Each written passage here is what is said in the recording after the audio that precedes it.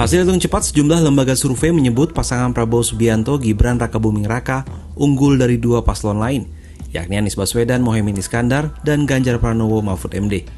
Kini publik menyoroti partai politik yang tidak mengusung pasangan ini dan akan bergabung dalam pemerintahan atau memilih menjadi oposisi di luar pemerintahan.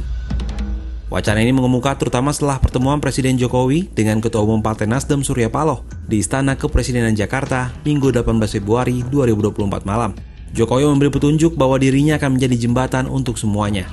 Bukan hal yang mustahil dalam politik, bahwa lawan dalam kontestasi pemilu pada akhirnya juga bisa menjadi kawan dalam pemerintahan. Salah satunya telah terjadi di pemilu 2019, di mana Prabowo Subianto, yang saat itu merupakan rival politik Jokowi, justru bergabung dalam pemerintahan dan menjadi Menteri Pertahanan. Jika merujuk hitung cepat Litbang Kompas, 4 partai pengusung, yakni Partai Gerindra, Golkar, Demokrat, dan PAN, total suaranya mencapai sekitar 40-an%. Tentu ini menjadi gambaran awal kekuatan 4 partai pengusung tersebut sebelum dikonversi ke dalam kursi DPR.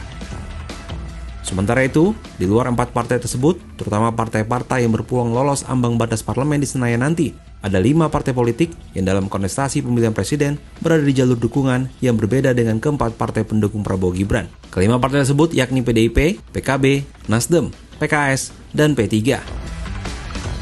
Pertanyaannya kemudian, partai politik mana yang berpeluang masuk barisan pemerintahan Prabowo Gibran? Sebenarnya cukup mudah untuk menjawab pertanyaan di atas.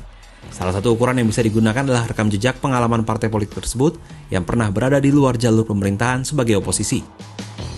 Jika hal ini digunakan, dari kelima partai politik tersebut, hanya PDIP dan PKS yang pernah berada di luar pemerintah.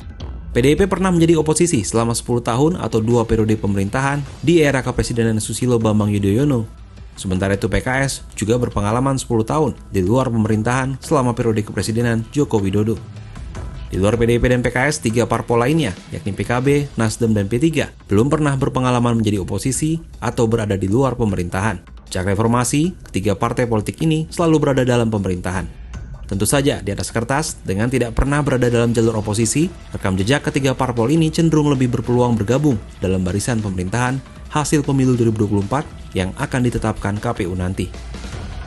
Berpijak pada pengalaman antara pemilihan presiden sebelumnya, bahwa koalisi di pemilihan presiden akan berubah atau berbeda dengan koalisi di pemerintahan, boleh jadi partai-partai yang tak mengusung pada pemilihan presiden 2024 akan memiliki kesempatan untuk masuk pemerintahan.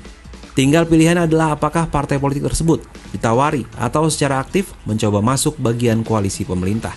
Terlepas bagaimana konfigurasi pasca pemilu, demokrasi sesungguhnya juga membutuhkan kekuatan kontrol atau penyeimbang.